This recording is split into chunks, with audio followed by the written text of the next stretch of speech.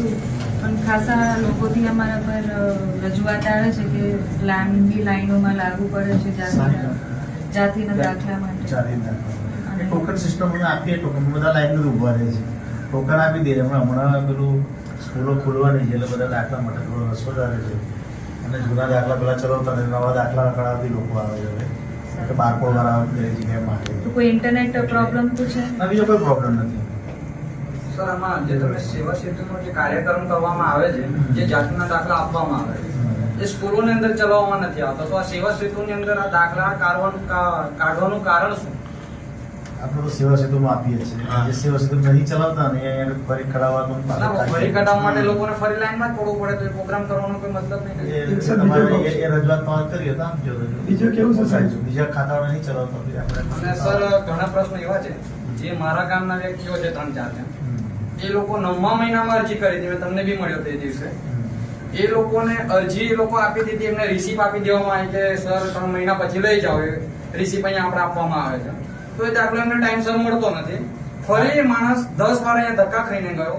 તમારા જે લોકો અહીંયા કામ કરે છે, ઓપરેટરો, એ લોકો જણાવવામાં નહીં આવતું કે ભાઈ તમારે આ કાગળની પ્રોબ્લેમ છે કે નથી થયો, એવો તમારા અહીંના ઓપરેટરો સવાલ કરી દે છે, તો એ માણસ જતો રહે છે. એટલે આપણે જો દાખલા તો આપણે નિયત સમયમાં બધા આપી દઈએ છીએ, સહી કરીને આપી દઉં છું દાખલા. પણ મારું એવું સર માનવું છે, જેમાં કંઈક ખૂટતા પુરાવા હોય એ પૂરતા જે ખૂટતા પુરાવા રજૂ કરો ત્યારબાદ એમાં સમય લાગતો હોય.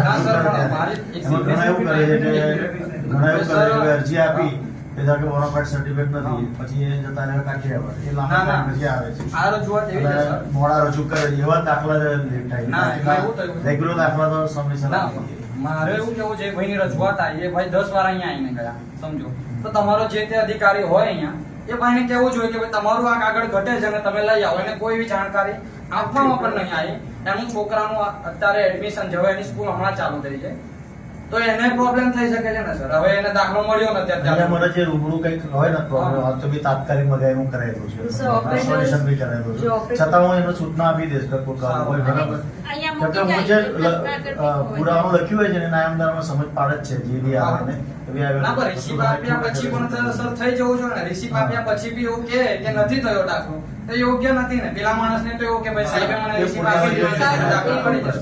બાકી જે લોકો પૂરા ખૂટતા હોય એ લોકોને લેટ, બાકી તો રેગ્યુલર નહોતું, પણ ખાસા લોકોથી અમારા પર રજૂઆત આવે છે કે લાંબી લાઈનોમાં લાગુ પડે છે જાતિના દાખલા માટે. ટોકન સિસ્ટમ આપીએ, ટોકન બધા લાઈન ઉભા રહે છે, ટોકન આપી દે. હમણાં પેલું સ્કૂલો ખોલવાની છે એટલે બધા દાખલા માટે થોડો રસ્તો ચાલે છે અને જૂના દાખલા પેલા ચલાવતા નવા દાખલા કઢાવતી લોકો આવે છે હવે બારકોડ વાળા દરેક જગ્યાએ માંગે. તો કોઈ ઇન્ટરનેટ પ્રોબ્લેમ તો છે? બીજો કોઈ પ્રોબ્લેમ નથી. સર, આમાં જે તમે સેવા સેતુનો જે કાર્યક્રમ કરવામાં આવે છે, જે જાતના દાખલા આપવામાં આવે છે, એ સ્કૂલોની અંદર ચલાવવામાં નથી આવતો, તો આ સેવા સેતુની અંદર આ દાખલા કાઢવાનું કારણ શું? આપણે તો સેવા સેતુમાં આપીએ છીએ. જે સેવા સેતુ નહીં ચલાવતા ને એને ફરી કઢાવવાનું, ફરી કઢાવવા માટે લોકોને ફરી લાઈનમાં જ પડવું પડે, તો એ પ્રોગ્રામ કરવાનો કોઈ મતલબ નહીં. એ રજૂઆત તમારે કરીએ તો આપજો. બીજું કેવું છે સાહેબ? બીજા ખાતાવાળા નહીં ચલાવતા આપણે. અને સર, ઘણા પ્રશ્નો એવા છે જે મારા ગામના વ્યક્તિઓ છે 3-4 એ લોકો 9મા મહિનામાં અરજી કરી હતી, મેં તમને બી મળ્યો તે દિવસે. એ લોકોને અરજી એ લોકો આપી દીધી, એમને રિસીપ આપી દેવામાં આવી કે સર 3 મહિના પછી લઈ જાઓ, એ રિસીપ અહીંયા આપણે આપવામાં આવે છે. તો એ દાખલો એમને ટાઈમસર મળતો નથી. ફરી એ માણસ 10 વાર અહીંયા ધક્કા ખાઈને ગયો.